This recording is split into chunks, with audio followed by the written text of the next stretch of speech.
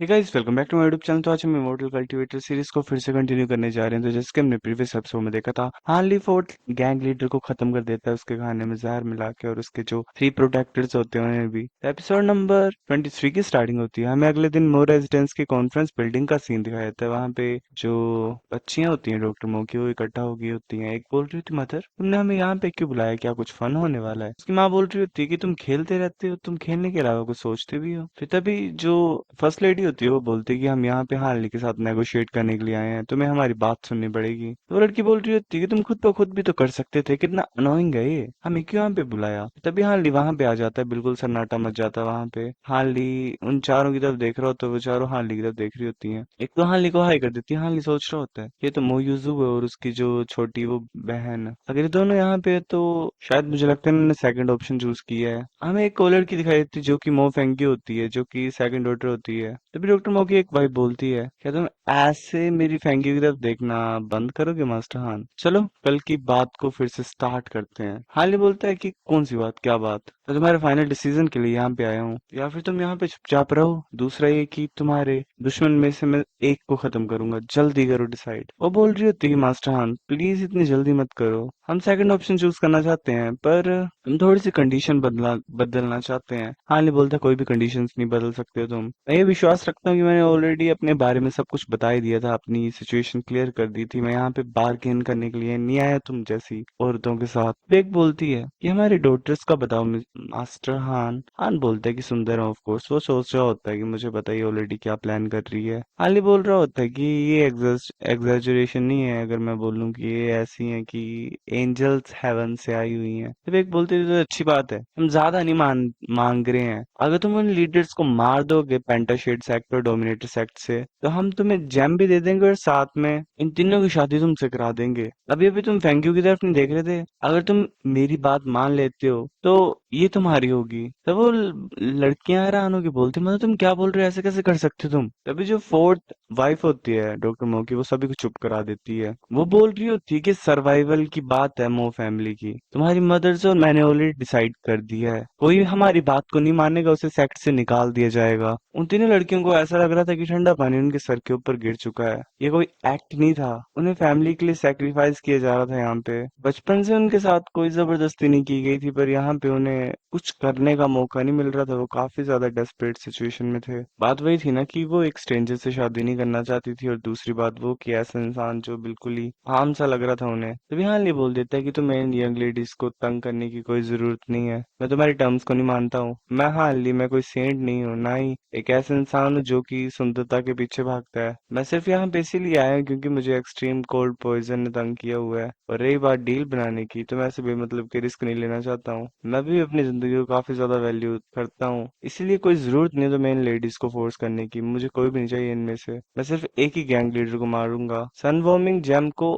पाने के बाद मैं चुपचाप यहाँ से चला जाऊंगा और मोर रेजिडेंट्स को कभी तंग नहीं करूंगा। हाल ही के रिफ्यूजल ने यांशी और मैडम्स के फेस के ऊपर तो ऐसे बुरा सा एक्सप्रेशन ला दिया था, पर तीनों बहनों के ऊपर अच्छा इंप्रेशन था जो वो बेटियां थी डॉक्टर मो की। क्योंकि वही बात है ना, उनकी फैमिली को प्रोटेक्ट करने के लिए उनको काफी ज्यादा सिचुएशन सहन करनी पड़ रही थी। लोग सिर्फ उनकी सुंदरता के लिए उनके पीछे भागते थे, और पहली बार कुछ ऐसा हुआ तो वो काफी ज्यादा हैरान थी। वो तीनों बहनें यही सोच रही होती हैं कि ये तो काफी ज्यादा स्पेशल इंसान है। अली सोच रहा होता है कि ये कैसे देख रहे हैं मुझे, मैंने ऑलरेडी बोल दिया कि मैं ये चीजें अपने लिए कर रहा हूँ। क्या ये कुछ ज्यादा ही मतलब खुश हो गई है मेरी बात को सुन के? हाल एक बोतल निकालता है और बोलता है, तुम्हें पता, तुम्हें जानने की जरूरत नहीं क्या मेडिसिन है इसके अंदर, तुम सिर्फ खाओ इसे। ओयांग फैटियान को मारने के बाद मैं तुम्हें एंटीडोट दे दूंगा, वो मैं तब दूंगा जब तुम मुझे वो जैम दोगे। वो बोलती ठीक है ये डील है। वो उठाती है उन पिल्स को और खा जाती है। तभी हाली वहां से चल पड़ता है। उसे आवाजें लगा रही होती है वो बच्ची, और बोल रही होती है कि मेरी सेकंड सिस्टर तुमसे बात करना चाहती है। तुम इतना जल्दी में क्यों हो? तुम बहुत तंग कर रहे हो सीनियर ब्रदर हान। ये तो अच्छी बात है कि तुमने मतलब मान ली है हमारी बात कि तुम ओयांग फीटियान को मार दोगे, पर तुम मेरी मदर को पॉइजन लेने के लिए क्यों फोर्स कर रहे हो? हाल ही बोल रहे हो तो मेरे पास कोई चॉइस नहीं है। सन वार्मिंग जैम काफी ज्यादा इंपॉर्टेंट है मेरे लिए, और वेल मुझे ऐसे ही करना पड़ना ताकि डील हो जाए। मैं बोल सकता हूँ कि तुम्हारी जो माँ है वो वर्दी है फिर सम ड्रैगन एसोसिएशन की लीडर होने के लिए। काफी ज्यादा खतरनाक है, तो वेल हीरो वो लड़कियों के बीच में। ये बात तुम्हारी माँ के लिए कुछ भी नहीं है। और वो लड़की बोल रही होती है कि तुम बातें करना बंद करो, तुम एक बुरे इंसान हो। एक तो तुमने पहले झूठ बोला, फिर तुम मुझे बेवकूफ बना रहे थे। हाल ही बोल बोल रहा होता है कि मैं क्यों झूठा हूँ, मैं तुम्हारे मतलब मैं जेन्युइन डिसिपल हूँ जो तुम्हारे फादर ने अपने अंडर लिया था, और ऊपर से तुम थे वो जिसने गिफ्ट के लिए फोर्स किया मुझे। तब सेकंड जो होती है बेटी डॉक्टर मो की, वहां पे आ जाती है, बोलती है कि थर्ड सिस्टर तमीज से बात करो, तुम ऐसे मास्टर हैंड के साथ बहस मत। वहां पे आ जाती है हाली, काफी ज्यादा मतलब उसका दिल धड़कने लग पड़ता है उसको देख के, और वो सोच रहा होता है मतलब ये फर्स्ट टाइम था उसने मो फेंग वू की आवाज सुनी थी। वो आवाज काफी ज्यादा सॉफ्ट थी, जेंटल थी, तो मतलब से काफी शांत सा फील हुआ उसकी आवाज को सुन के। और सेम ही टाइम पे वो उस लड़की को प्रोटेक्ट करना चाहता था उसकी आवाज सुन के ही, मतलब शायद लव एट फर्स्ट साइट हो गया इसे। पूरी की पूरी सिचुएशन को वो बच्ची खराब कर देती है और बोल रही होती है कि मैं माँ की हेल्प कर रही हूँ अपनी कुछ जस्टिस पाने के लिए। इस बेवकूफ को किसने हक दिया मेरी माँ के सामने घमंडी होने का? हाली बोल रहे हो तुम बच्चे, तुम कंप्लीटली मूड को खराब कर रहे हो। फेंगू उसका मुंह बंद कर देती है। हाली बोल रहा होता है क्या कुछ मैटर है सेकंड में? वो बोल रही होती है कि मैं सिर्फ ये जानना चाहती हूँ कि वो तुम हो जिसने थर्ड सिस्टर को लिंगरिंग सेंट पिल दी है। ये सच्ची बात है कि तुमने मेरे फादर से मेडिकल नॉलेज सीखा है? अली बोल रहा होता है कि हाँ मैंने पिल दी है, और ये सच्ची बात है कि मेरे को ये नॉलेज तुम्हारे फादर से मिला हुआ है। क्या तुम इंटरेस्टेड हो इसमें मिस वेंगबू? वो बोल रही होती है कि मैं सच बताऊं तुम्हें, मैं अपने फादर की मेडिकल स्किल्स में बचपन से इंटरेस्टेड थी। मैंने काफी ज्यादा बुक्स पढ़ी, पर मैं कुछ ज्यादा यंग थी जब वो मुझे छोड़ के चले गए, तो मेरा जो नॉलेज है वो काफी ज्यादा लिमिटेड है। तो मैं चाहता हूँ क्या फादर के मेडिकल नॉलेज का रिकॉर्ड और एक्सपीरियंस क्या तुम मुझे दे सकते हो? मैं लर्न करना चाहती हूँ, रिफाइन करना चाहती हूँ मेडिकल स्किल्स को। अली सोच रहा होता है कि मैंने मेडिसिनल हर्ब्स को बैकयार्ड में देखा था जैसे मैं पहुंचा था यहाँ पे। ऐसा लग रहा है कि मो फेंगू ही है वो जिसने मतलब डॉक्टर मो की मेडिकल स्किल्स को इनहेरिट किया है। हाले बोलते ठीक है, मैं बुक्स और फॉर्मूला जो मास्टर मो ने पीछे छोड़ा वो मैं कल तक तुम्हें दे दूंगा। सेकंड मिस बोल रही होती है कि मुझे काफी ज्यादा अच्छा लगेगा ये, शुक्रिया मेरी रिक्वेस्ट को मानने के लिए। वो बच्ची बोल रही होती है कि तुम इसे को शुक्रिया बोल रही हो, वो हमारी नहीं थी फर्स्ट प्लेस में। हाली सोच रहा होता है कि ये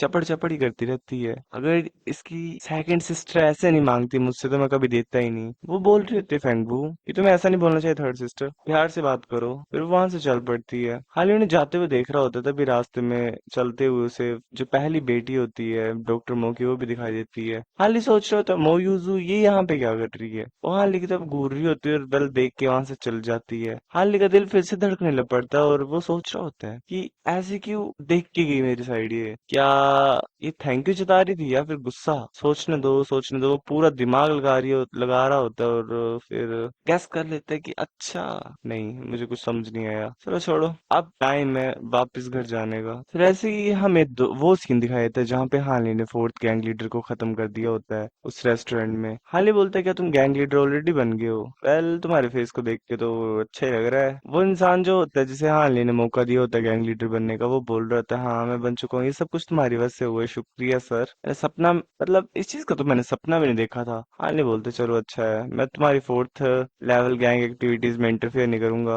और तुम्हें इस गैंग का इस्तेमाल उन टास्क को कंप्लीट करने के लिए करना है जो मैं तुम्हें दूंगा। वो बोलते ठीक है। हाली बोल रहा होता है वरना मेरे को जरा फर्क नहीं पड़ेगा गैंग लीडर को दोबारा बदलने के लिए। वो बोल रहा होता है कि तुम कुछ भी बोलो मुझे, मैं करूंगा, वो मैं डेफिनेटली कंप्लीट करूंगा, चाहे मैं मेरी मतलब मौत क्यों ना हो जाए। हाल नहीं बोलते तो वो कहाँ पे है? हमें वो इंसान दिखाई देता है जिसने सुनी होती है एक्चुअल में सारी बातें इमोर्टल्स की। वो हाल को ग्रीट करता है और बोलता है कि मेरा नाम जी टीन्यू है, जी बोल सकते हो तुम मुझे। हाल नहीं बोलता मुझे सब कुछ बताओ, तुमने क्या देखा है इमोर्टल कपल्स का? अगर मैं सेटिस्फाइड हूँ तो मैं तुम्हें वाइस गैंग लीडर बनने दूंगा फोर्थ लेवल गैंग का। वो सोच रहा होता है इंसान कौन है, अगर ये मुझे सच में वाइस गैंग लीडर बना सकता है तो नहीं मुझे करना पड़ेगा सच में, क्योंकि सन इसकी वजह से गैंग लीडर बन गया है। ये तो बेवकूफ इंसान था, ये कैसे बन सकता है? वेल कुछ ना कुछ कमाल है इस इंसान के सामने जो मेरे सामने है। वो बोल रहा होता है मैं अपना बेस्ट करूंगा तुम्हें सर्व करने के लिए सर। अली बोलता है बताओ मुझे। वो बोल रहा होता है कि मैं तुम्हें सच्चाई बताऊं, चीजें थोड़ी बहुत इनएक्यूरेट थी, इसने गलत बताई है। मतलब बात ऐसी है ना कि जो फीमेल मॉडल थी उन्होंने बोला था कि उन्हें जाना है कहीं पे असेंबली को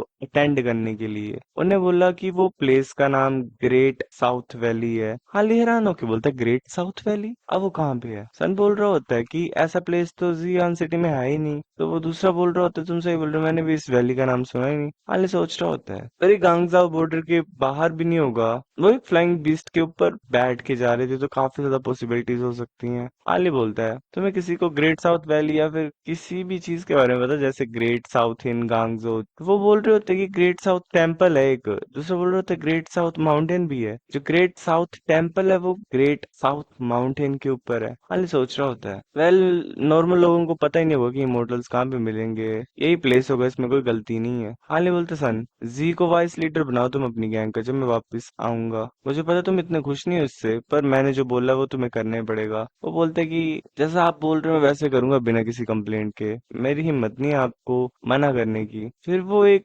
बोतल देता है उन दोनों को और बोलता है कि ये एंटीडोट है तुम्हारी हर्ट डिकेइंग पिल का। वो काफी ज्यादा खुश हो जाता है इसे पाके और बोल रहा होता है शुक्रिया, तुम काफी ज्यादा अच्छे हो। वेल वो एवं ही खुशियां मना रहे होते हैं। माली सोच रहा होता है कि मुझे देव दिखाने पड़ेगी और डराना भी पड़ेगा अपनी रेपुटेशन को बिल्ड करने के लिए एज अ सुपीरियर। मैं अपने वर्ड्स का इंसान हूंगा, मैं जो बोल रहा हूँ वो मुझे करना ही पड़ेगा, इनको रिवॉर्ड्स पनिशमेंट देनी पड़ेगी, जैसा मैं बोल रहा हूँ वैसा करना ही पड़ेगा। अगर ये मुझे फ्यूचर में धोखा देने की भी सोचेंगे तो मैं इन्हें मार दूंगा और रिप्लेस कर दूंगा। सो गाइस एपिसोड इतना था, अब नेक्स्ट लाता हूँ मैं कुछ दिनों में, तब तक के लिए आप इस एपिसोड को लाइक कर दो। मिलते हैं आपसे, बाय।